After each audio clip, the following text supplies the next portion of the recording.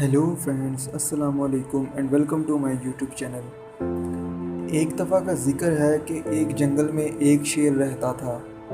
एक दिन वो शेर सो रहा था कि अचानक एक चूहा वहाँ आ गया और शेर के भालों में घुसकर खेलने लगा।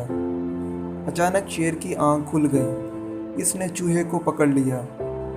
चूहा डर गया और वो शेर से मिन्नत करने लगा कि मुझे छोड़ दो, मुझे छोड़ दो, मैं आइंदा ऐसा नहीं करूँगा। शेर को इसके इस कहने पर रहम आ गया। इसने चूहे को छोड़ दिया। चूहा जाते जाते शेर से कहने लगा कि मैं इस एहसान का बदला ज़रूर दूंगा। शेर हंस पड़ा। एक दिन कुछ शिकारी जंगल में आ गए। इन्होंने जाल डालकर शेर को पकड़ लिया।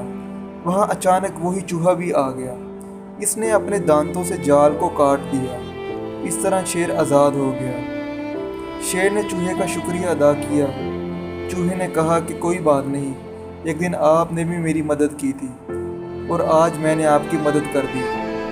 इसमें शुक्रिया की क्या बात है। दोस्तों, ये वीडियो आपको कैसी लगी है नीचे कमेंट्स बॉक्स में बताइए और मज़ीद ऐसी इंटरेस्टिंग वीडियो के लिए मेरे चैनल को सब्सक्राइब करते रहिए और देखते रहिए। खुदा हाफिज़।